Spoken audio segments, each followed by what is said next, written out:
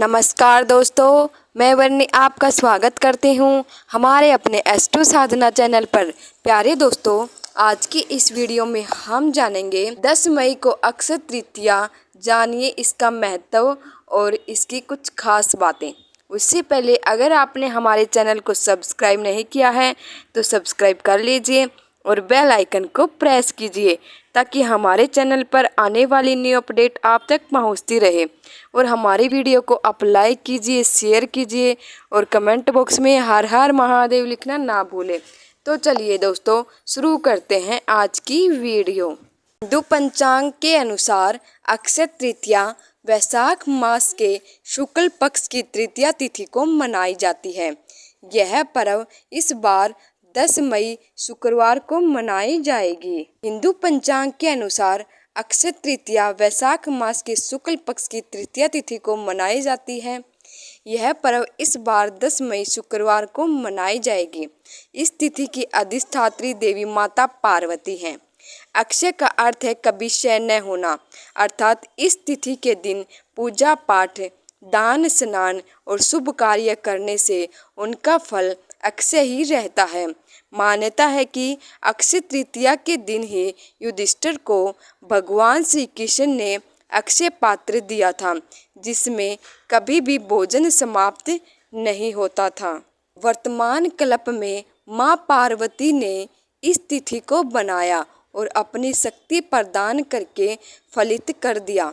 धर्मराज को इस तिथि का महत्व समझाते हुए माता पार्वती कहती हैं कि कोई भी स्त्री जो किसी भी तरह का सुख चाहती है, उसे यह व्रत करते हुए नमक का पूरी तरह से त्याग करना चाहिए। स्वयं में भी यह व्रत करके मैं भगवान शिव के साथ आनंदित रहती हूँ। विवाह योग्य कन्याओं को भी उत्तम वर की प्राप्ति के लिए यह व्रत करना चाहिए। जिनको संतान नहीं हो रही हो, वे स्त्रियां भी इस व्रत के करके संतान सुख पा सकती हैं। अक्षय तृतीया का स्वयं सिद्ध मुहूर्त के रूप में ही बड़ा महत्व है।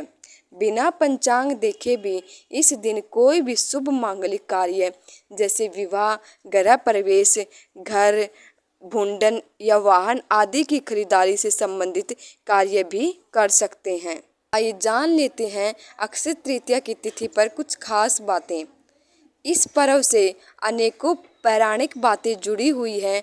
महाभारत का युद्ध भी इसी दिन समाप्त हुआ था। पौराणिक ग्रंथों के अनुसार त्रेता और सतयुग का आरंभ भी अक्षय तृतीया को हुआ था, इसीलिए इस युगादि तिथि के नाम से भी जाना जाता है। सवरक के राजा इंद्र की पत्नी देवी इंद्राणी यही व्रत करके इसके पुण्य प्रताप से जयंत नामक पुत्र प्राप्त किया था।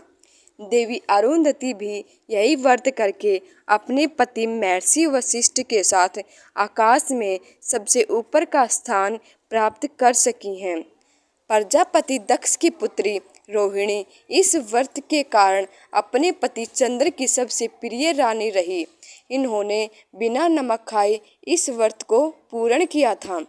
भगवान विष्णु के 6वें अवतार भगवान परशुराम का जन्म अक्षय तृतीया के दिन ही हुआ था। इस दिन को परशुराम जयंती के तौर पर भी मनाया जाता है।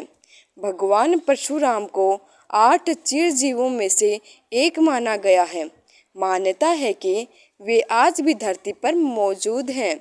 भगवान विष्णु के अवतार नर नारायण हयग्रीव का अवतार भी इसी तिथि को हुआ था। ब्रह्मा जी के पुत्र अक्षय कुमार का आविर्भाव भी इसी दिन हुआ था। उत्तराखंड के प्रसिद्ध तीर्थ स्थल बद्रीनाथ धाम के कपाट भी अक्षय तृतीया के दिन ही पुनः खुलते हैं और इसी दिन से चारों धामों की पावन यात्रा प्रारंभ हो जाती है। वृंदावन स्थित श्री बांके बिहारी जी मंदिर में केवल इसी दिन श्री विग्रह के चरण दर्शन करने का सौभाग्य प्राप्त होता है। बाकी पूरे वर्ष चरण वस्त्रों से ही ढके रहते हैं। हर वर्ष वैशाख मास के शुक्ल पक्ष की तृतीया तिथि को अक्षय तृतीया होती है। इस शुभ दिन धन की देवी माँ लक्ष्मी की पूजा विधान से की जाती है। देवी माँ की विशेष कृपया पाने के लिए अक्षय तृतीया का दिन बेहद ही शुभ होता है। इस वर्ष 10 मई को अक्षय तृतीया है। इस दौरान गज केसरी राजयोग, सुकर्मा योग और रवि योग होने से ये सभी के लिए लाभदायक होगी। इस दिन सोना खरीदने से जीवन में सुख समृद्धि बनी रहती है। वही अक्षय तृतीया को अबूझ मुहूर्त मनाया गया है। इसका मतलब होता है कि इस दिन बिना किसी मुहूर्त विचार के आप कोई भी शुभ मांगलिक कार्य कर सकते हैं। इस दिन माँ लक्ष्मी के साथ साथ गणेश भगवान और कुबेर महाराज की पूजा करने से धन में वृद्धि होती है। इस दौरान कुछ खास नियमों का पालन करने से भी शुभ योगों का लाभ उठाया जा सकता है। कुछ लोग अक्षय तृतीया पर कुछ ऐसी गलती कर देते हैं जिससे माँ लक्ष्मी रूठ जाती हैं। इसी कड़ी में आइए जानते हैं कि इस शुभ दिन पर क्या नहीं करना चाहिए। अक्षय तृतीया का दिन बेहद शुभ होता है। ऐसे में कभी भी सूर्य उदय के बाद सोना नहीं चाहिए। इस दिन तामसी भोजन का सेवन भूल कर भी न करें। अक्षय तृतीया के दिन गलती से भी तुलसी के पत्ते न तोड़ें। इस दिन आप तुलसी का पूजन कर सकते हैं। इस दिन भूल कर भी पूजा स्थान को गंदा ना रहने दें। इससे माँ लक्ष्मी रूठ सकती है। साथ ही घर की साफ सफाई का भी ध्यान रखें। इस दौरान जुआ और झूठ जैसे गलत कामों से दूर रहना चाहिए। आइए जान लेते हैं अक्षय तृतीया पर क्या करें। अक्षय तृतीया के दिन शुभ मुहूर्त के अनुसार माँ देवी की पूजा करें। साथ ही भगवान विष्णु को पीले फूल अर्पित करें। घर में 9 दीपक जलाकर सभी देवी देवताओं की पूजा करें। ऐसा करने से परिवार में पॉजिटिविटी बनी रहती है। आइए जानते हैं इस दिन क्या क्या उपाय करने चाहिए और किस चीज़ की खरीदारी करनी चाहिए। अक्षय तृतीया के दिन जो कि खरीदारी करना लाभदायक माना जाता है, आप इसे घर लाकर विष्णु जी के समक्ष अर्पित कर दें। बाद में उसे घर की तिजोरी में रख दें।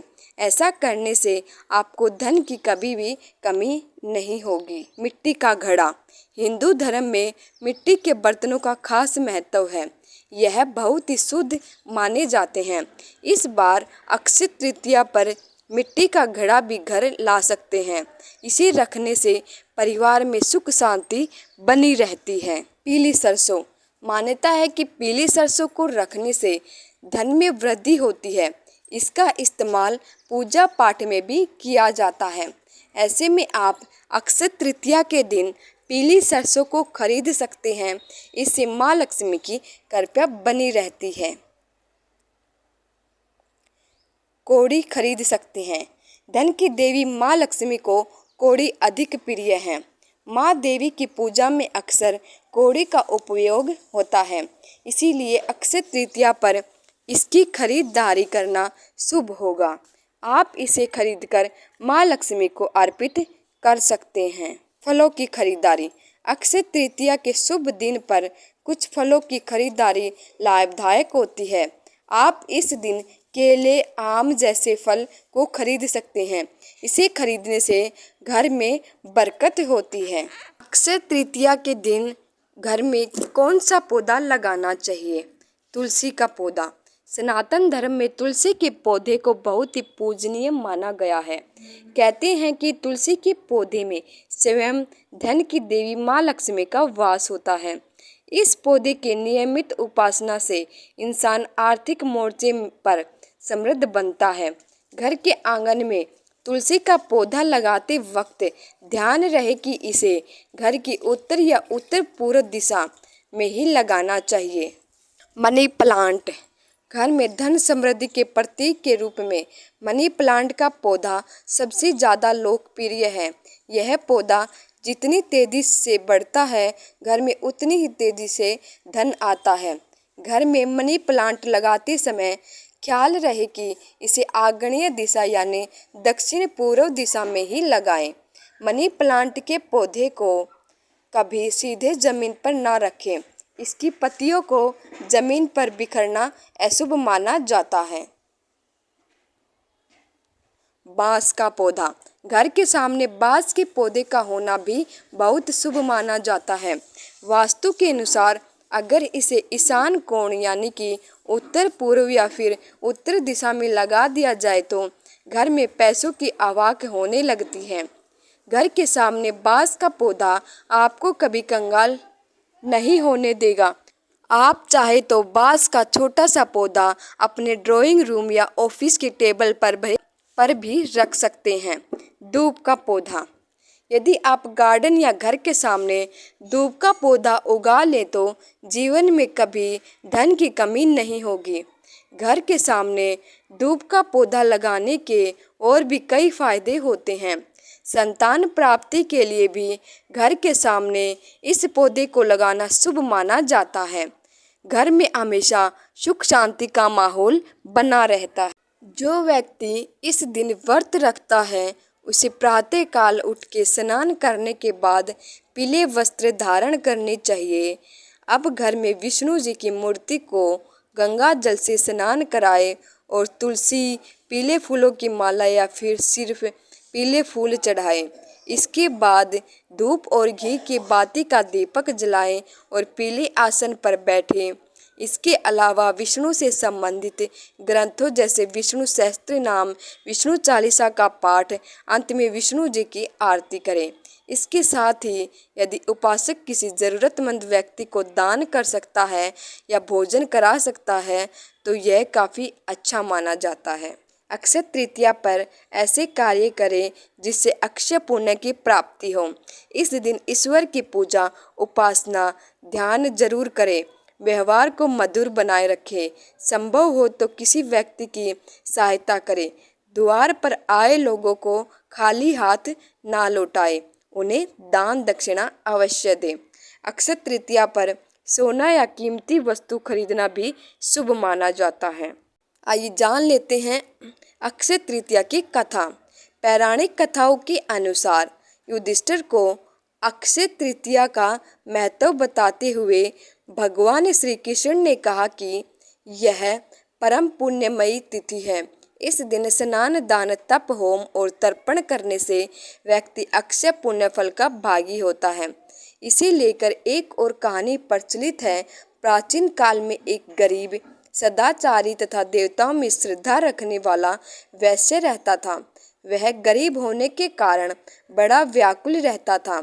उसे किसी ने इस व्रत को करने की सलाह दी। उसने इस पर्व के आने पर गंगा में स्नान कर विधि पूर्वक देवी देवताओं की पूजा की और दान किया। यही वैश्य अगले जन्म में कुशावती का राजा बना। अक्षय तृतीया को पूजा व दान के प्रभाव से वह बहुत धनी तथा प्रतापी बना। यह सब अक्षय तृतीया का ही पुण्य प्रभाव था। आइए जान लेते हैं अक्षय तृतीया का पूजा का मुहूर्त। अक्षय तृतीया 10 मई 2024 शुक्रवार को मनाई जाएगी।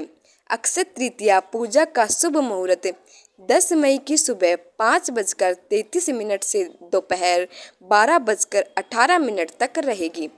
तृतीया तिथि का प्रारंभ 10 मई 2024 को सुबह 4:17 से होगा और तृतीया तिथि की समाप्ति 11 मई 2024 को सुबह 2:50 पर होगी। आइए जान लेते हैं 10 मई का शुभ मुहूर्त। ब्रह्म मुहूर्त है सुबह 4:09 से सुबह 4:51 तक और प्रातः संध्या है सुबह 4:30 से 5:33 तक।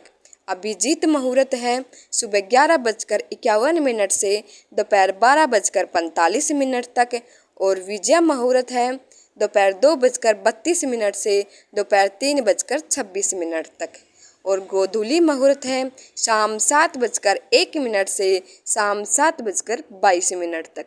सायकाल संध्या है 7:02 से रात 8:05 तक।